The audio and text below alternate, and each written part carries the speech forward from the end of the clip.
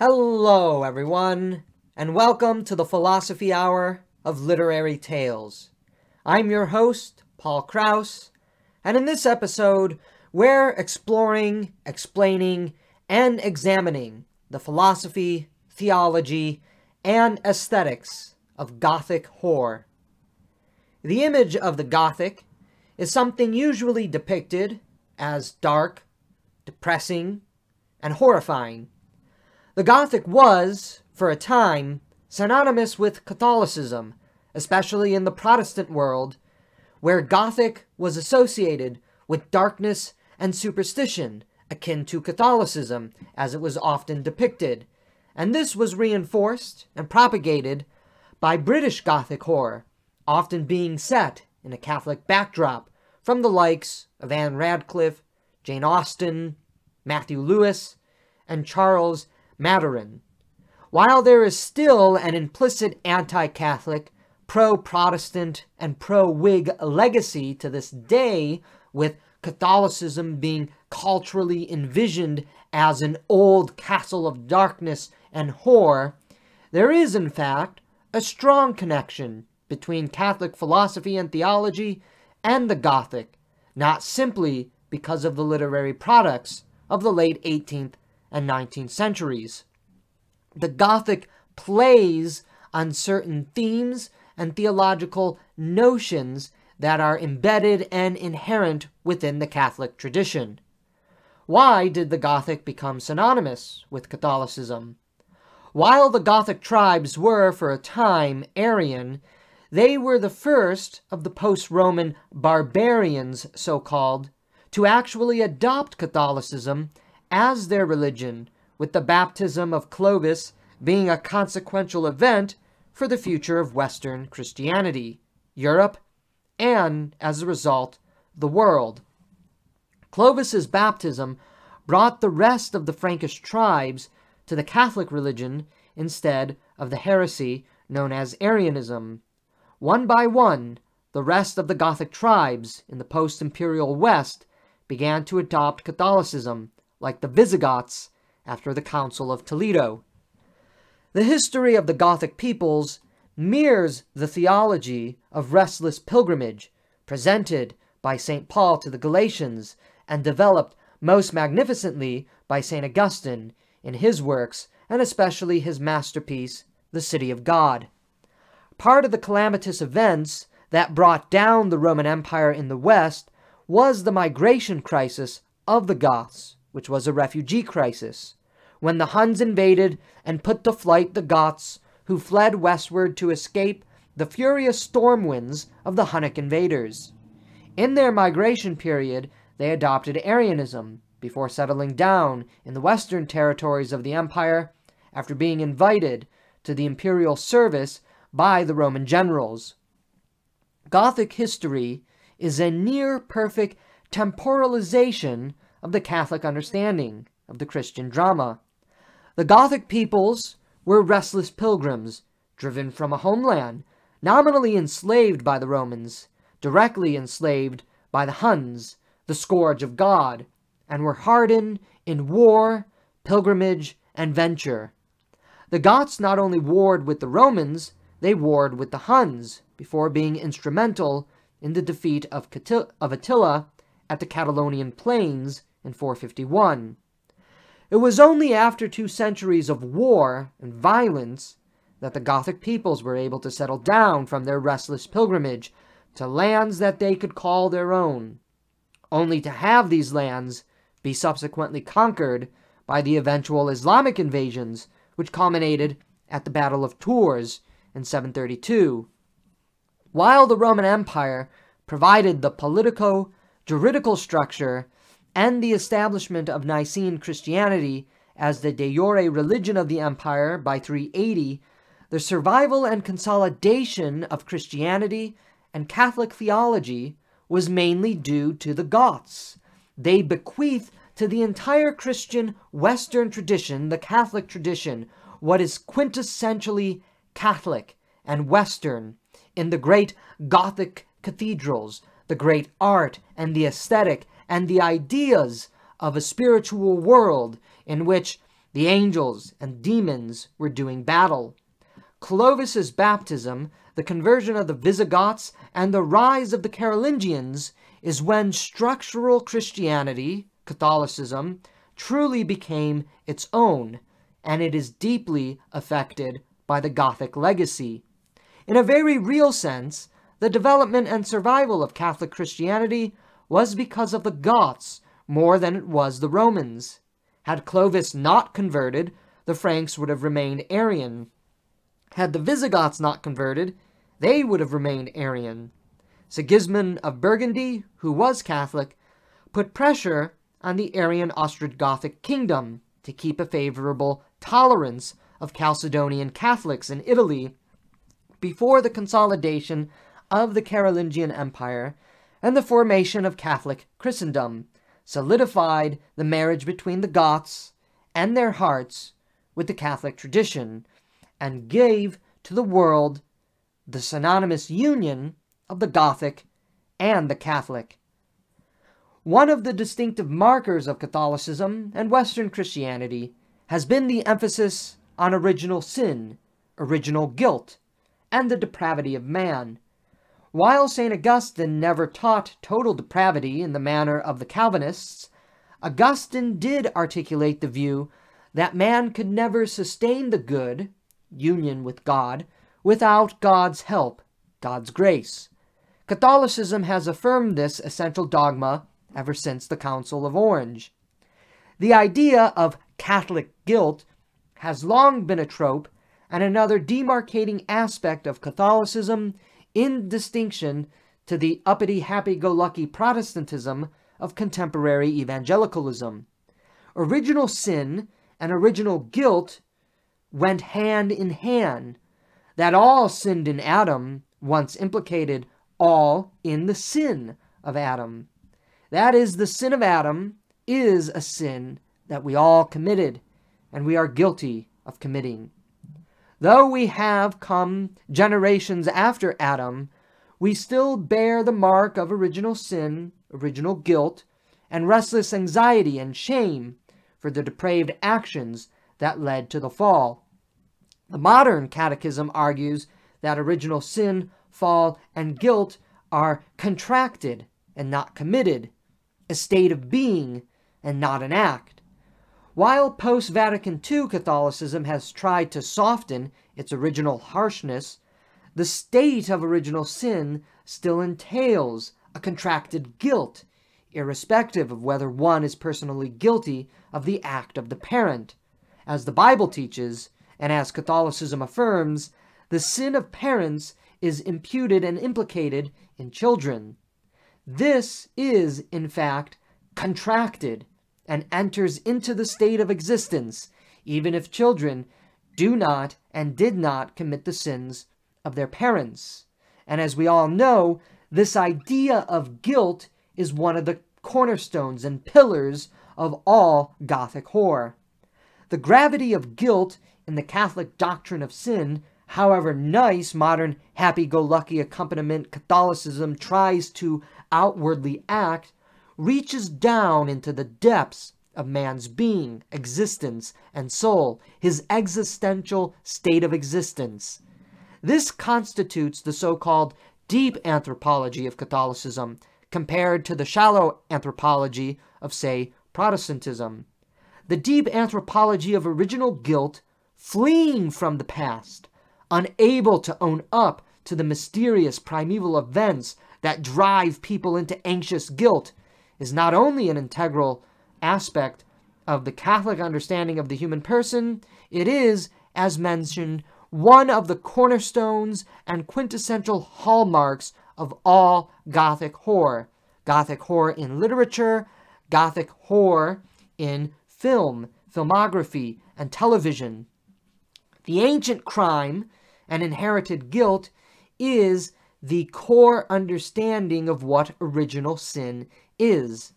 The clouds and the weight of original guilt bear down on the individual psyche of some veiled crime which haunts one's very being, a crime committed long ago that is still possessing and chasing after all of those who have come in the aftermath of that event. One can also think of the perfect example of this in our own horror filmography. A Nightmare on Elm Street is a secular reinterpretation of this idea of original guilt, for it is the parents who committed a crime, and then that crime is repaid to their children. You have the perfect notion, taking a theological concept and making it a horror concept. Fyodor Dostoevsky also captured the essence of Gothic horror perfectly in Crime and Punishment, the best Catholic novel written by a non-Catholic. The protagonist, as we know, Raskolnikov, viciously and brutally murders a hag pawnbroker with a hatchet.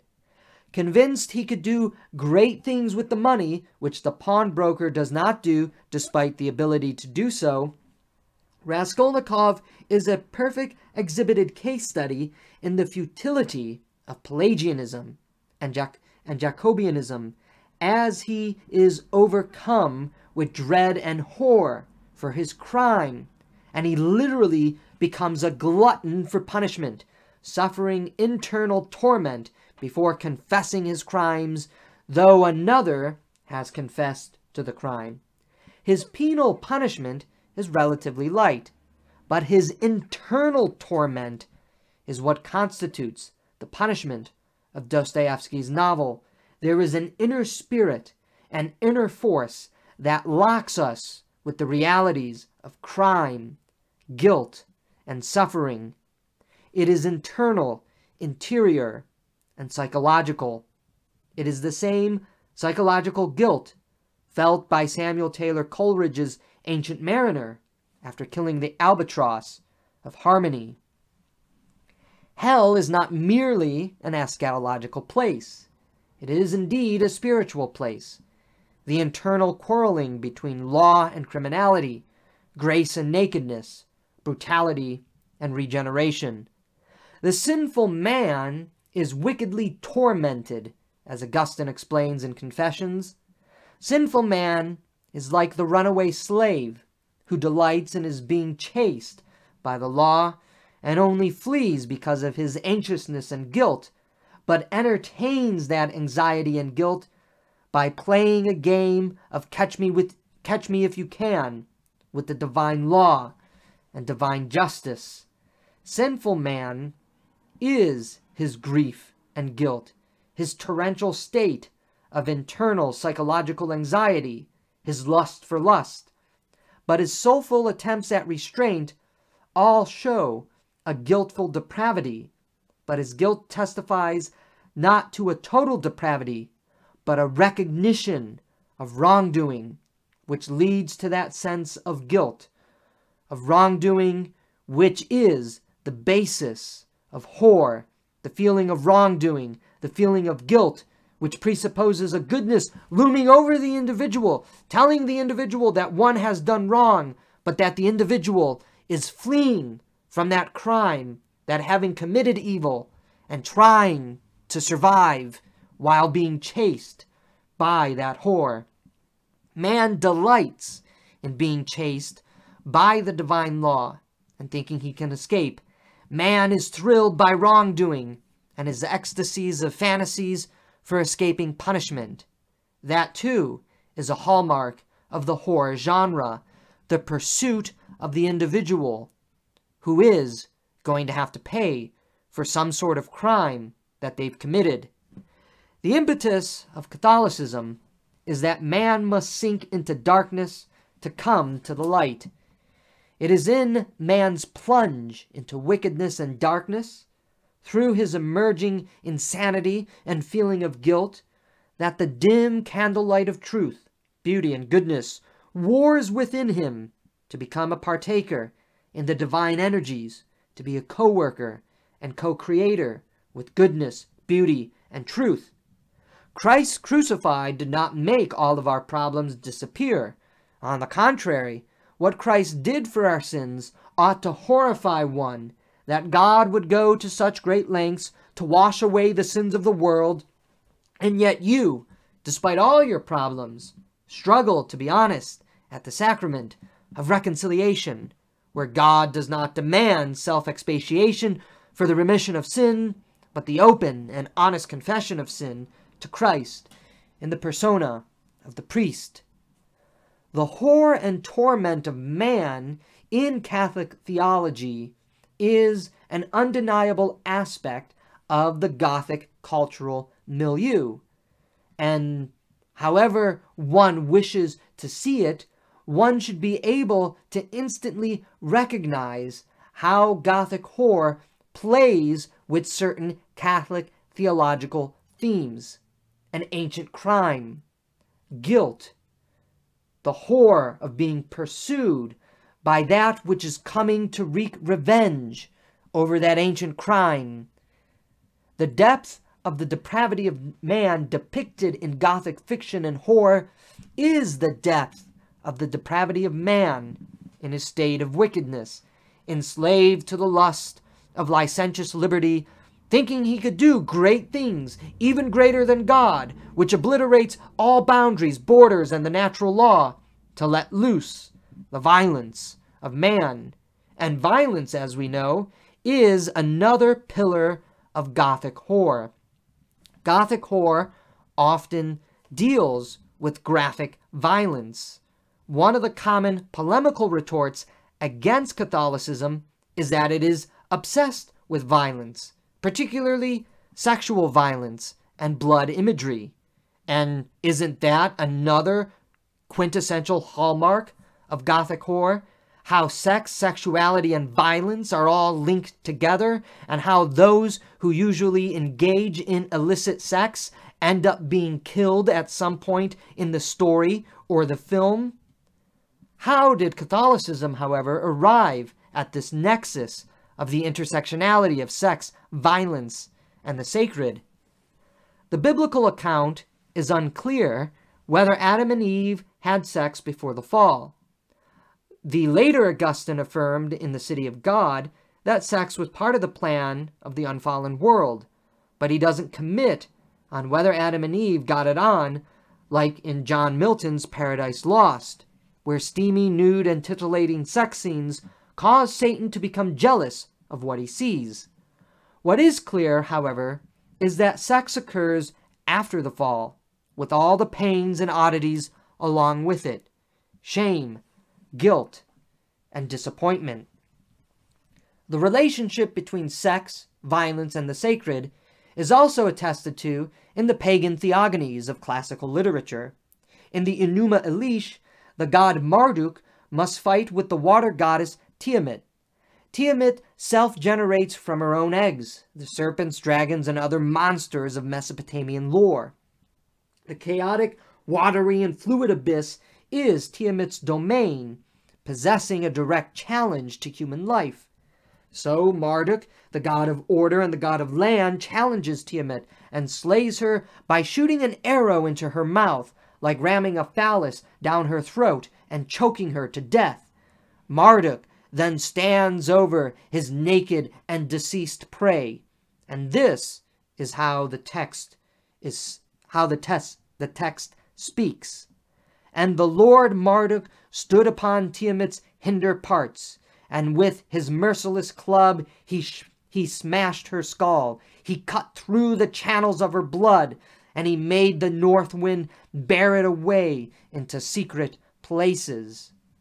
From Tiamat's fertile blood, Marduk fashions man to be the toiling servants of the Mesopotamian gods, who forever remember this primordial chaos Kampf and its sexual overtures in their rituals to him. Like all mythology, even Norse mythology captures the birth of the gods and life in chaotic, watery, sexual struggle between the hypersexual water god or goddess and the sky god or the land god of male rational order. The encounter usually ends with the male god of order penetrating the female god or water serpent with a prolonged object as an extension of himself, an extension of his phallus. This is usually through the mouth or chest, which kills the beast and results in a limp god or goddess beneath the dominance of this new god of order. And one who is a great fan, for instance, of Alien and the Alien series, will note how that is a hallmark of the chest popper, and how that evokes sexual violence. Hesiod's Theogony is also equally graphic in its sexual violence, and through that violence, the birth of the gods. Kronos, conceived in hatred for Uranus, slices off his penis, and the blood of Uranus's castrated sexual organ drips onto Gaia's fertile body, which births many monsters.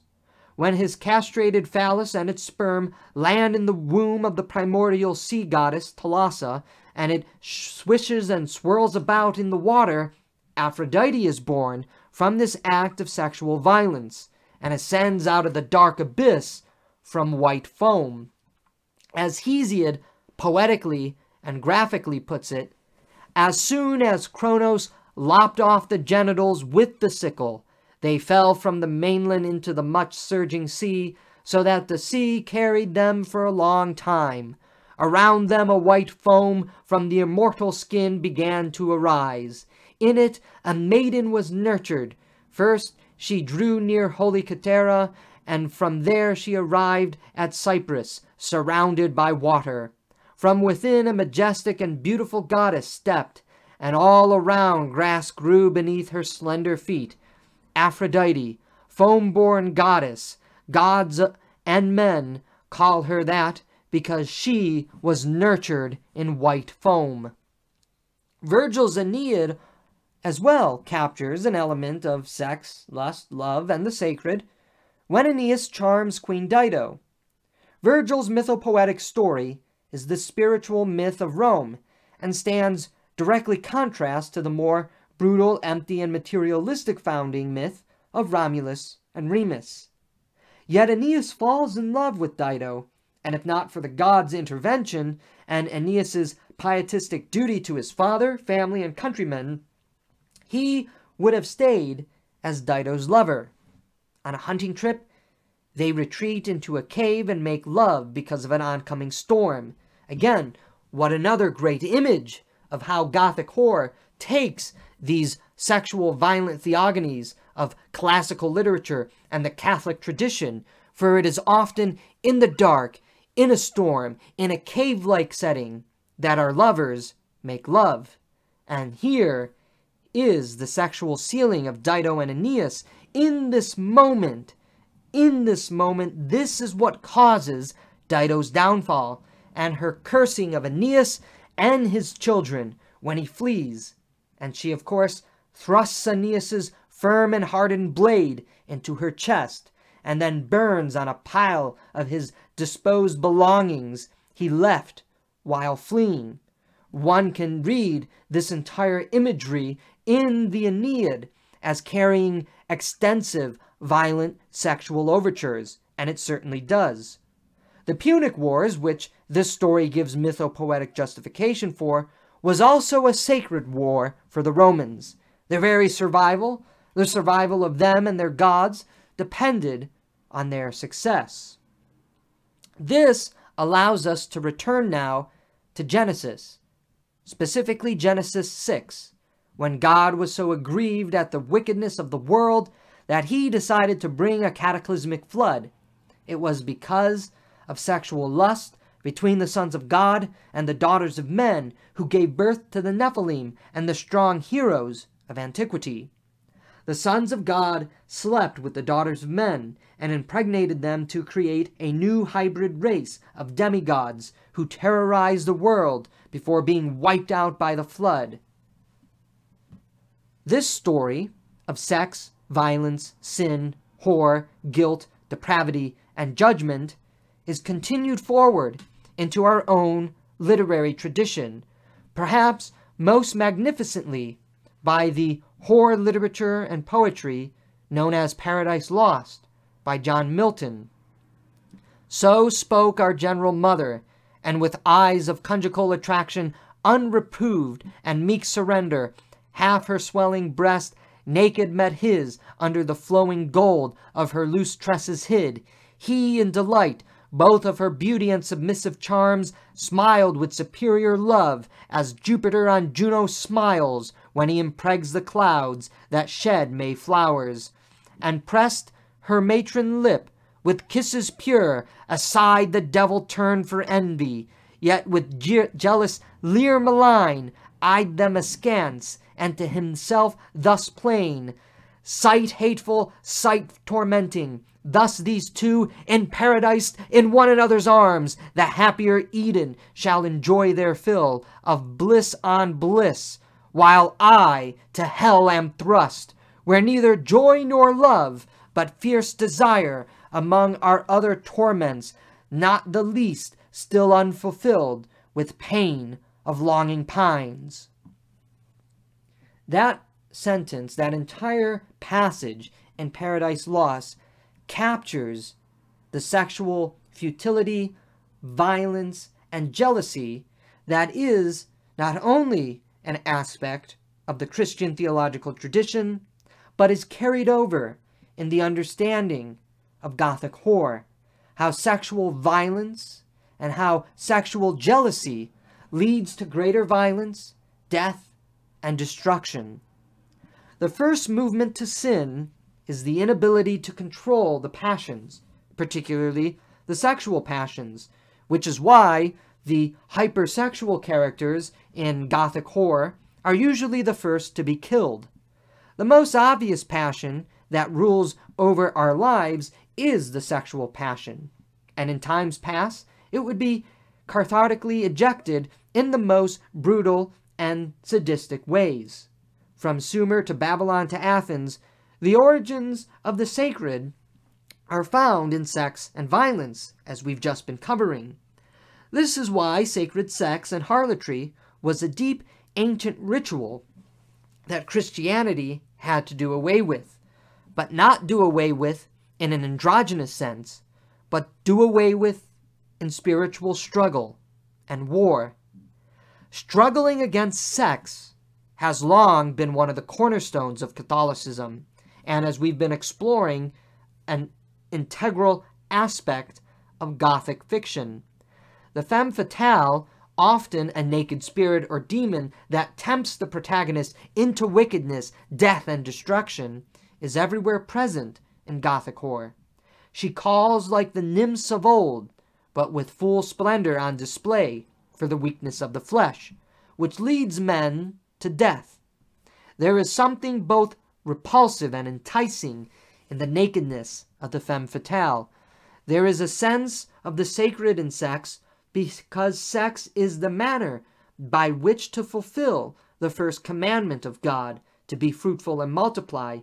Yet there is a sense of repulsiveness to it, because of the reality of the fall and the punishments to the soul and the body as a consequence of the fall, and the violence that comes with the sexual act. The sacred is, first and foremost, an encounter with the forbidden, the violent, and the dark. To use the language of Edmund Burke, the sacred is the sublime. That which excites our passions into a frenzy is that which is sacred. That which scares us and sends a thrill down our spine is the encounter with the mysterious sacred, the mysterious other. The dark, the haunted, and the terrible, which bring us to energy, life, out of complacency and death, is the sacred. And Eros is a central theme, believe it or not, in Catholic theology. God is not merely a God of agape, but also a God of Eros. Divine Eros is what draws God to love his people, and the nature of Eros compels man to seek the source of Eros, which is God himself. As Julian of Norwich, the great mystic of the medieval period, demonstrates in her tome, The Revelations of Divine Love, the marriage of God with man and man with God is by the twin exhibition of erotic, desiring longing. While Catholicism spiritualized Eros to the idea of the Platonic ideal, divine Eros, as the desire of the soul, still exhibits all over the foamy and gooey carnal reality of bodily sex. For what is more sacred than that forbidden sex, tempted by the other?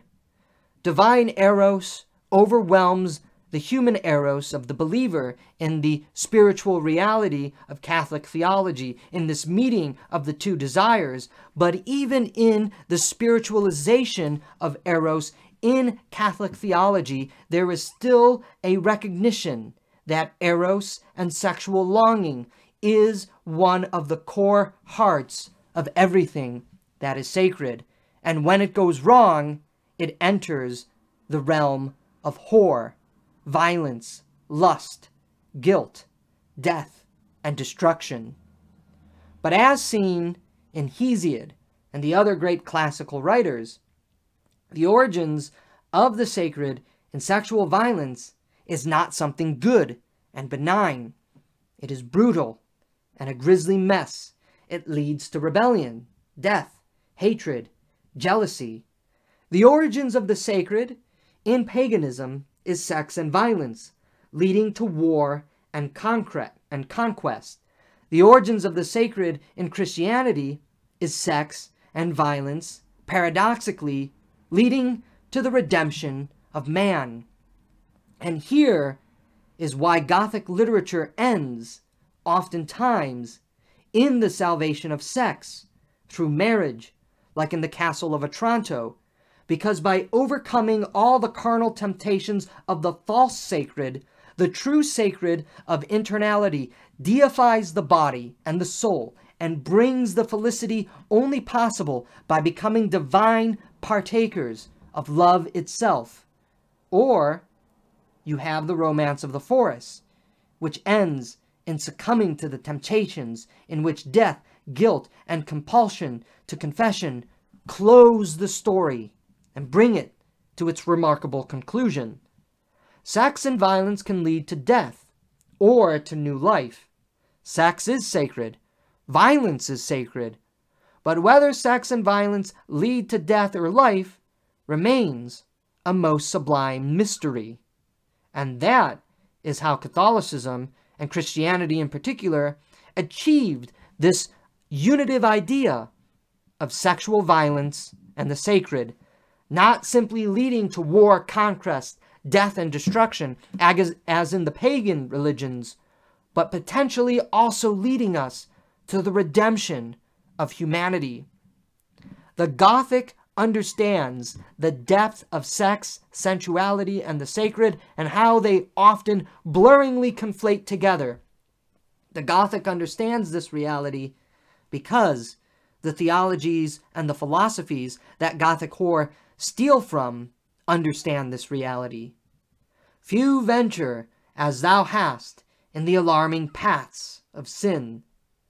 The centrality of sex, violence, and the sacred in the Gothic tradition is because sex, violence, and the sacred are at the core of man's being and very much define our existence, especially in that supposed post-Edenic nakedness, that nakedness from grace, beauty, and true love, leading to violence.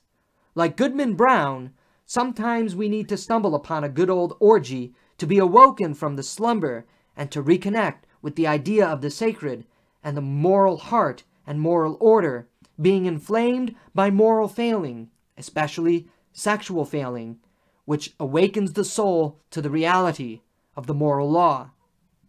And now here, it is important for us to turn to that most obvious in Gothic horror, the aesthetic of it, and how this too is borrowed from Christianity. The aesthetic of horror in bringing a sense of dread terror, of darkness, but in that darkness also mystery and even the sacred. Fear of the Lord is the beginning of wisdom. Fear of the Lord as the beginning of wisdom is, yet again, an integral aspect of Christianity and Catholicism more generally. The atmosphere, the aesthetic of Catholicism, is meant to inculcate fear and dread for precisely that reason. Fear of the Lord is the beginning of wisdom, and fear of the Lord crushes the hubris of man, thinking he is on equal footing with God, and forces him to recognize the radical asymmetry between God and man, leading him but to bow his head in shame and humiliation, or pious reverence, at the sight of the divine. While it was Edmund Burke's attempt to defend the notion of the beautiful instead of the sublime in his famous aesthetic essay, A Philosophical Inquiry into the Sublime and the Beautiful, Burke's reflection on the sublime became a catalyst for Gothic aesthetics and Romantic literature and consciousness in the decades after his writing. Burke defined the sublime as, quote, whatever is fitted in any sort to excite the ideas of pain and danger, that is to say, whatever is any sort terrible, or is conversant about terrible objects, or operates in a manner analogous to terror, is a source of the sublime, that is, it is productive of the strongest emotion which the mind is capable of feeling. I say the strongest emotion because I am satisfied the ideas of pain are much more powerful than those which are on the part of pleasure. Burke's definition of the sublime is a great entry point to understanding the aesthetic of Gothic sublimity and Catholic theology because of the emphasis on totalizing asymmetry, which bears down on the individual and makes the individual feel uncomfortable and insignificance in the presence of the dark terror of the sublime.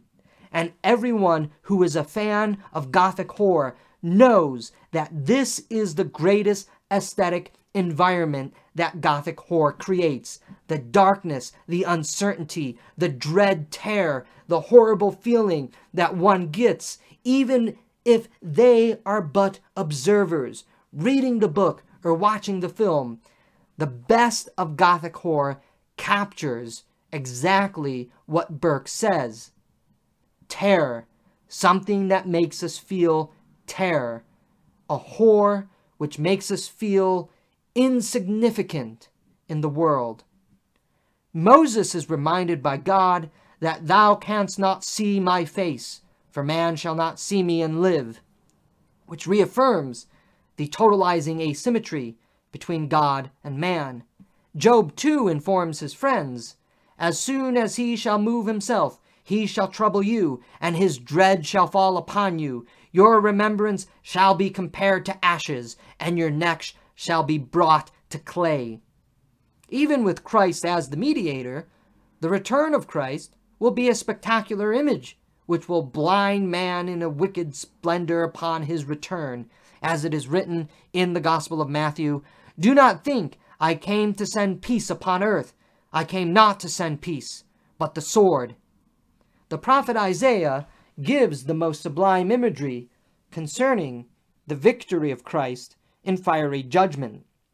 For thus saith the Lord, behold, I will bring upon her as it were a river of peace, and as an overflowing torrent the glory of the Gentiles, which you shall suck.